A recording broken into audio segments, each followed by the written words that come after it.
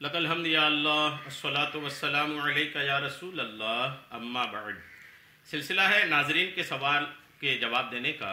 ہمارے ناظرین ہمارے ویڈیوز کے کمنٹس میں سوالات کو لکھتے ہیں، ہم ان کے جوابات پیش کرنے کی سعادتیں حاصل کرتے ہیں۔ دیگر ناظرین سے عرض ہے کہ آپ بھی اپنے معاملات کو، سوالات کو، خوابوں کو کمنٹس میں لکھا کریں، انشاءاللہ ہم آپ کی بھی شرعی رہنمائی پیش کرنے کی سعادتیں حاصل کریں گے۔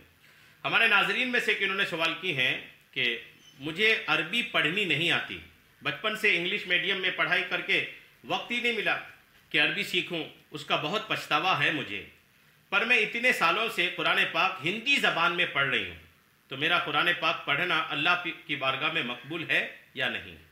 یہ ان کا سوال ہے، میں انشاءاللہ جواب پیش کرتا ہوں۔ اسلامی بہن ہماری یہ انگلش میڈیم میں بچپن سے پڑھی ہیں، ان کو وقت نہیں ملا قرآن پاک سیکھنے کا۔ افسوس یہ ہے کہ انگلش میڈیم میں آپ نے سینکڑوں کتابیں پڑھ لی ہوں گی، پچھتاوا ہے آپ کو، لیکن الحمدللہ اس کے بعد بھی میں کچھ باتیں آپ کو عرض کرتا ہوں کہ سینکڑوں کتابیں پڑھیں، انگلش میڈیم میں مہارت حاصل کی، پتہ نہیں کون کون سے ایگزام دے کر آپ نے بہت سارے نمبرات حاصل کیے ہوں گے، لیکن افسوس ہے کہ اللہ کی ایک قرآن پاک ایک کتاب پڑھنے کے آپ کو وقت نہیں ملا، وہ بھی عربی ایک ایسی زبان جس کو اللہ نے آسان فرمایا ہے۔ افسوس ہے اس بات پر، آپ کو بھی افسوس ہے، الحمدللہ افسوس ہے اور افسوس ہونی چاہیے، یہ ایک اچھی بات ہے کہ آپ کو افسوس ہے۔ اس افسوس کا علاج کیجئے، جتنی جلدی ہو سکے آپ قرآن پاک سیکھنے کی سعادتیں حاصل کیجئے۔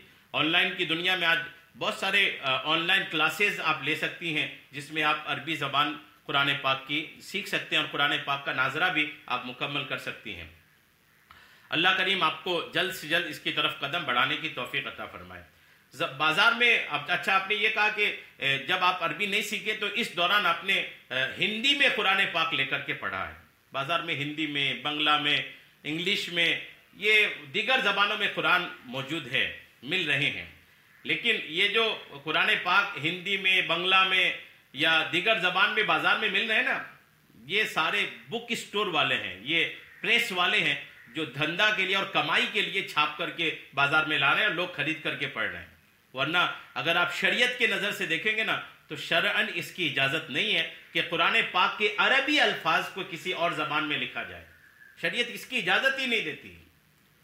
اور آپ یہ بھی نہیں دیکھو گے کسی عالم دین نے عربی کو ہندی میں کر کے شائع کیا ہے، کسی مفتی نے یہ قرآن پاک کے عربی کو ہندی میں کر کے شائع کیا ہے، یہ آپ نے نہیں دیکھے ہوں گے۔ یہ بک اسٹور والے، پریس والے جو کتابیں بیچنے کی دھندا کرتے ہیں اور کماتے ہیں پیسہ، جو ایسے لوگ ہی یہ کام کر رہے ہیں، شریعت اس کی اجازت نہیں دیتی۔ کیا ہے اس کے بارے میں شرعی احکام، آپ توجہ کے ساتھ سنیے۔ قرآن کریم کو رومن میں لکھنا ناجائز و حرام اور گناہ ہے۔ رومن میں کوئی قرآن کو لکھے اس کی اجازت نہیں ہے، کیونکہ قرآن کریم کو خاص رسم عثمانی میں لکھنا فرض ہے۔ رسم عثمانی، حضرت عثمان غنی کے دور میں قرآن پاک کو جن عربی الفاظ کے ساتھ لکھا گیا تھا، اسی الفاظ، اسی طریقے کے ساتھ لکھنا یہ فرض ہے۔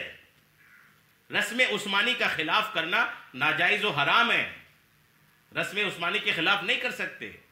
اگر کوئی عربی بھی لکھے لیکن رسم عثمانی کے خلاف لکھے تو بھی ناجائز ہے۔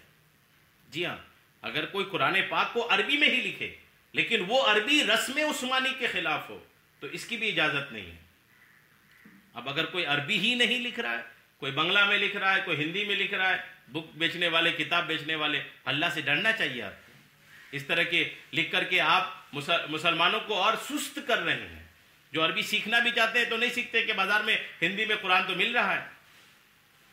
اس کے کچھ دلائل دیکھیں۔ رسم قرآنی توقیفی یعنی شرع کی طرف سے مقرر کی گئی ہے، قیاسی نہیں ہے۔ قرآن کس طرح لکھنا ہے یہ شریعت نے بتا چکا ہے، یہ شریعت کی بتایا ہوا ہے اور منزل من اللہ ہے، یعنی اللہ کی طرف سے نازل کیا ہوا ہے، قیاسی نہیں ہے، اندازہ سے نہیں لکھا گیا ہے۔ رسول اللہ صلی اللہ تعالی علیہ وسلم کے خاص کاتبین آپ علیہ السلام کی ہدایت کے مطابق قرآن پاک کی کتابت کرتے ہیں۔ اسی رسم کی پابندی صحابہ کرام علیہم الرضوان نے کی جو آج بھی جاری ہے۔ اس رسم میں خاص اسرار الہیہ اور مقاصد جلیلہ ہیں جو دوسرے رسم میں نہیں ہیں۔ قرآن کو عربی میں لکھنے میں ہی بھلائی ہے اور عربی کتابت، عربی تحریر میں ہی اللہ کے اسرار اور اللہ کے مقاصد اس میں پوشیدہ ہیں۔ یہ خلفائے راشدین کا طریقہ ہے اور بحکم حدیث خلفائے راشدین رضوان اللہ تعالی علیہم اجمعین کے طریقوں کو اپنانا ضروری ہے۔ اور ائمہ اربعہ کا اس پر اتفاق بھی ہے اور اسی پر اجماع امت قائم ہے۔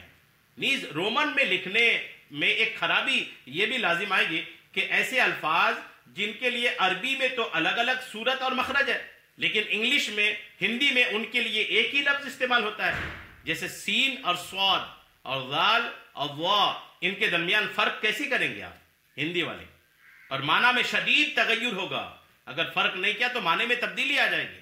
مثلا ظاہر کے معنی ہے ظاہر اور ظاہر کے معنی ہے چمکدار یا تر و تازہ۔ اب اگر آپ نے انگریزی میں ظاہر لکھا تو کیسے معلوم ہوگا کہ یہ ظاہر ہے یا ظاہر؟ اسی طرح طاہر اور طاہر، دوم یہ قدیر اور قادر، دونوں انگریزی اور ہندی میں ایک ہی طرح لکھے جاتے ہیں۔ قادر بتائیے، قادر اور قدیر، سامع اور سمیع، عالم اور علیم میں کس طرح فرق رہے گا؟ غرض کے اوصاف الفاظ درکنار، خود حروف ہی عدل بدل ہو جائیں گے اور معنی ہی ختم ہو جائے گا۔ اور اگر کوئی کہے کہ ان کے لیے علامات مقرر کر دی جائے تو اول تو یہ بہت دشوار ہے، اور دوم یہ کہ عام لوگوں کے لیے اس کا سمجھنا بہت مشکل معاملہ ہے، اور سب سے بڑھ کر یہ کہ اس میں رسم عثمانی کی مخالفت ہے، لہٰذا رسم عثمانی کے برخلاف رومن وغیرہ میں قرآن پاک لکھنے کی ہرگز اجازت نہیں ہے، ہرگز اس کی اجازت نہیں ہے۔ اور جب اجازت نہیں ہے اور اس میں مکمل قرآن کو جیسا قرآن ہے ویسا لکھا نہیں جا رہا ہے، لکھ ہی نہیں سکتا کسی اور زبان میں، تو پھر قرآن پاک کی تلاوت اس میں ثواب آپ کو حاصل نہیں ہوگا۔ جو صحیح لفظ پڑھے ہوں گے اس کا ثواب ملے گا، لیکن جو صحیح نہیں ہے اس کا ثواب نہیں ملے گا۔ تو اس لیے جتنی جلدی ہو سکے آپ قرآن پاک کو عربی میں سیکھ لیجئے تاکہ قرآن پاک کی آپ برکتیں حاصل کر سکیں۔ اللہ کریم ہم سب کو قرآن پاک کے صحیح طریقے سے پڑھنے اور اس کو سمجھ کر پڑھنے کی توفیق عطا فرمائے، آمین، بجاہ النبی الامین صلی اللہ تعالی علیہ وسلم۔